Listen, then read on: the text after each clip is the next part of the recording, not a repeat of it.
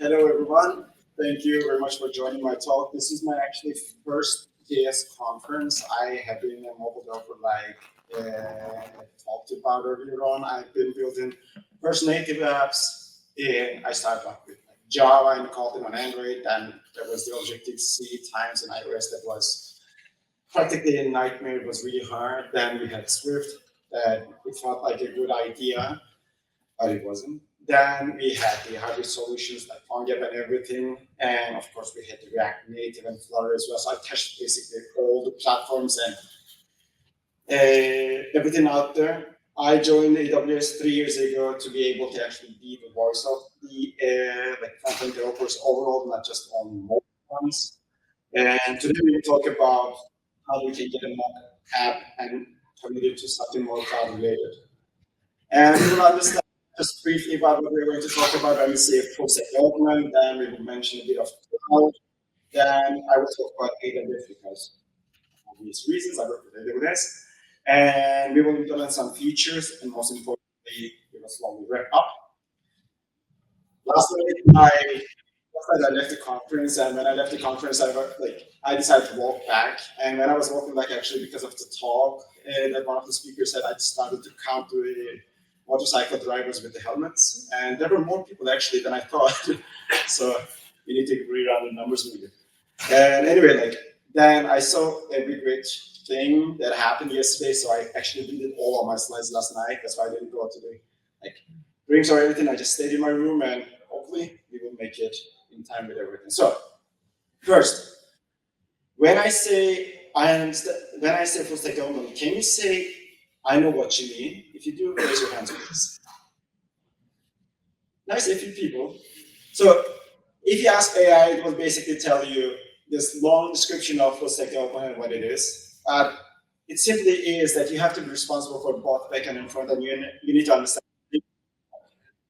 And you're expected to be your opinions because the interesting thing is the research in the last few years shows that actually front-end developers drive a lot of decisions about backend decisions as well, because we say they do, right? So they have to do it. And when we build backends, there are many things to consider. We think about data structure and how we store them. We need to design the API and frameworks to use. There are many of them, easy ones, complicated ones, and so on and so forth. The security is a big aspect that we put it as an afterword most of the time, but it is really valuable alongside with error handling and performance. So when you think about backend, you need to think about this. And let's say that you did all of this. Then you will also need to define, do you want to self-host your backend? Do you want to use the containerized options, or do you want to simply just go to the cloud with serverless and whatever it is out there?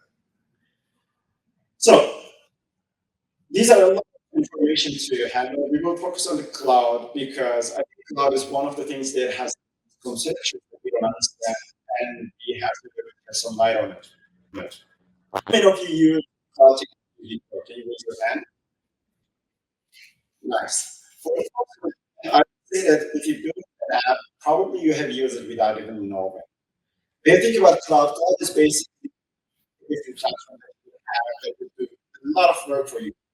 You will have your automated systems and resources are provided to you once the deployment is done. The hosting is provided also from the cloud. Also, you can store your assets, databases, output flows, serverless functions, and many more.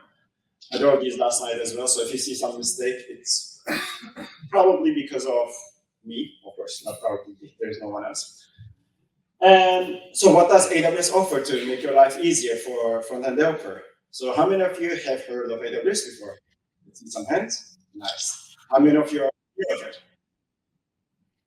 I understand. I was as well. How many of you, let me go back one slide. How many of you have used AWS before? Nice.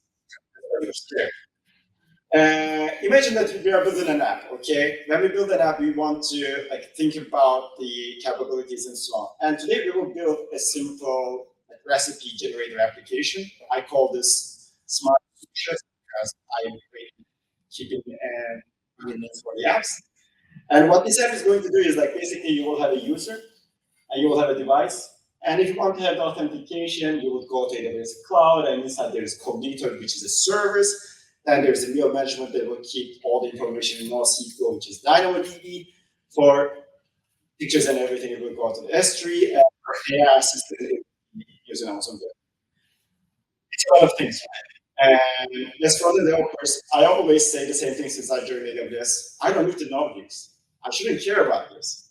I should be only building the app as possible. So of course, if I say this is the only thing that we offer at AWS, this is a lie. Of course, you can build this because AWS has JavaScript and TypeScript SDKs that you can use. But again, as front-end developers, I strongly believe you don't have to know everything. So that's why there's this there's this service called AWS Amplify. AWS Amplify is the abstraction of all of this. And once you start using it, the aspect of everything that you use turn into one service. So my question is, how many of you have heard of Amplify before? Nice, a few hands, that's great. Amplify is a solution that AWS offers you to be able to actually create turn your front-end applications into full-stack applications. So you can have hosting, you can have libraries to connect with AWS services, but more importantly, you will be able to use infrastructure as code to be able to create your infrastructure. And when you simplify, everything is really run from perspective of these, which are authentication, object storage. Crazy person is the AI. So from your perspective, you only have to know about something called Amplify. And Amplify is new generation you write everything with TypeScript. And TypeScript, in a sense, brings you the type safety for your backend, so you would eliminate the unexpected data type problems and so on if you are a good citizen and you don't want to put any everywhere. And Amplify also provides you like further sandboxes, so you can play around with it and then deploy it when you.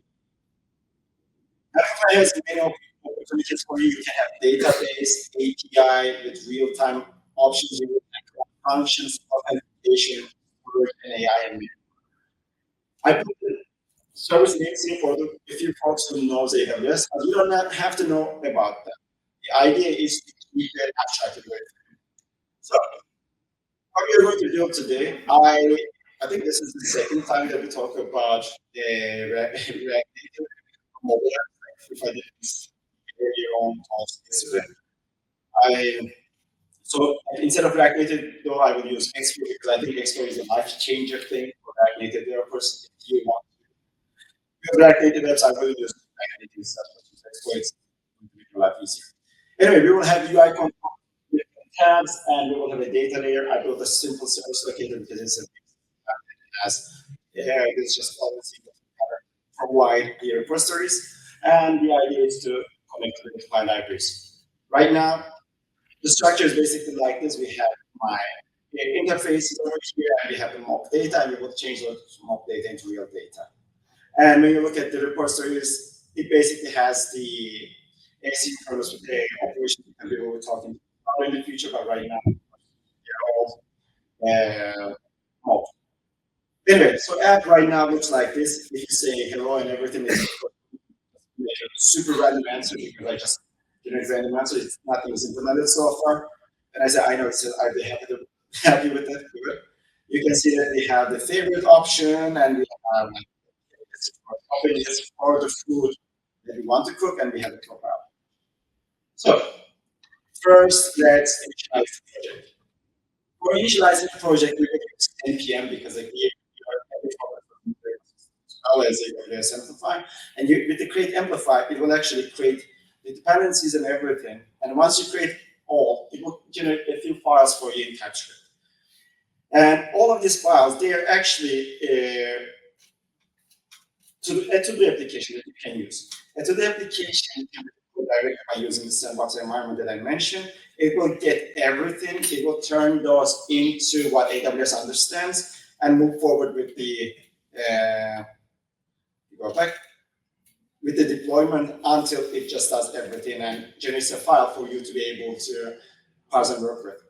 To add authentication, you can first define your authentication flow by calling a function called define auth, and it will expect you basically a structure of like how you want to log in. You can define which way you want to log in and what specifications you want to have. You can also have your infrastructure defined as user attributes and everything. We try to use as generic information as possible, and also we have a lot of code completion as well.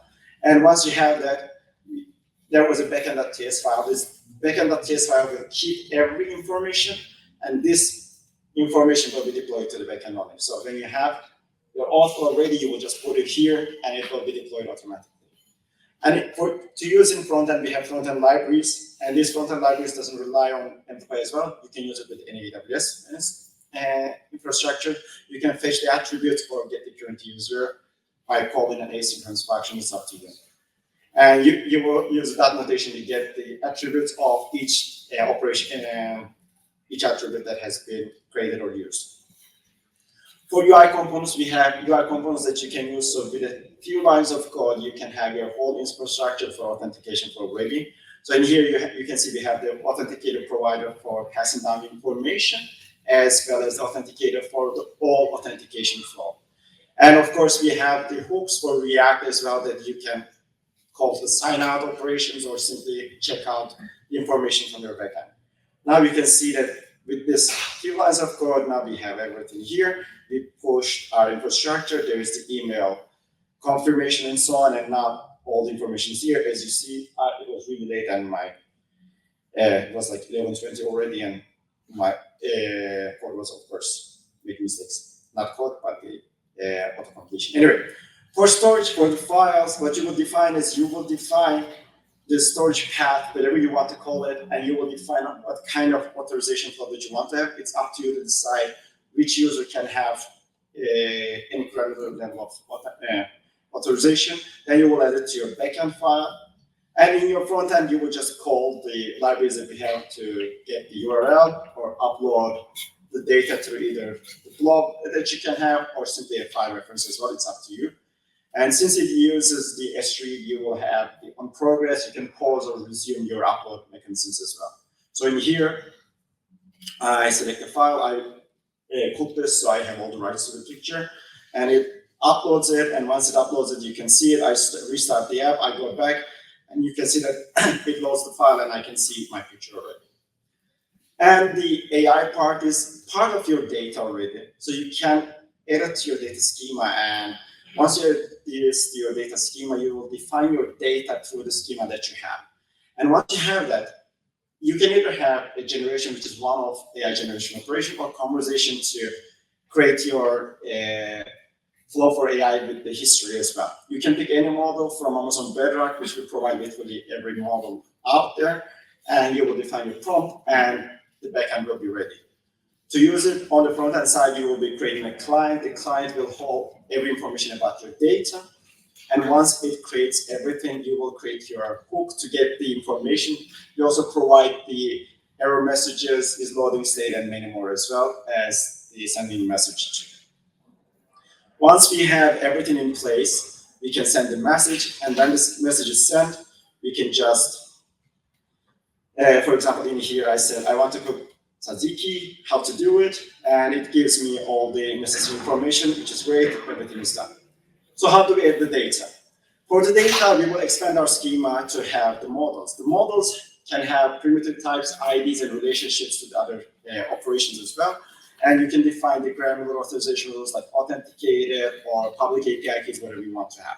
You can define custom types as well as relationships. And in the front-end side, this is type safe, so you can go to your schema and try to get the type, and the type will be aware that what kind of basically type you will have, so you can't run away from the responsibility.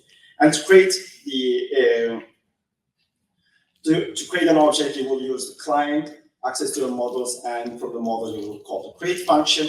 To read it, you can either list or you can have a get to get a single item. Every operation happens on the server side, so you don't have any burden on the front-end side. You can have update with the update function as well as delete with the delete function. And I just changed everything in my service locator to be able to actually have the actual repository is not the shopping list with these tiny changes. And if I go back now, I wrote Don Maras because, again, that's another favorite of mine. It explains me what I need to do and so on and so forth. which is great. I just try to keep what I need, and I keep the grape leaves, rice, and of course oil to cook, and I forget the rest because again it was midnight, so my memory was slowly fading away. So can we expand it further? Yes, you can, because there's also the tool from AWS to make your life easier, trained on actual AWS data. You can. I just wrote a simple query to expand the capabilities. I will move a bit faster because I put it in autopilot. It's not perfect because AI, I believe it's a good tool to help us, but not the tool to drive things. That's opinions on my own. And once you do this thing, like once I allowed it to do it, what it did was like I asked for Galactic because I love it as well. I even had it this morning. And it gives me everything, but more importantly, I ask it to actually expand the capability to add the ingredients automatically. And once it adds the ingredients, you can see that like it is part of the list that I already have. It already parsed it automatically out of me writing a single line of code. And you can see it is part of the recent meals and everything as well. So where to go from here? There's the documentation and the GitHub repository for whatever you've seen. There's a step-by-step guide in the GitHub repository. You can do everything by yourself. That's why going faster was kind of okay for me to just give you an overview.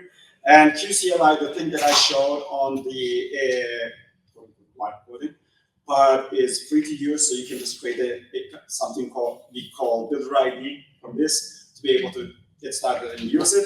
There's a session survey. It's just 3 questions. If you like it, that's good. If you don't like it, if you put a comment on why you don't like it, I want to get better for you.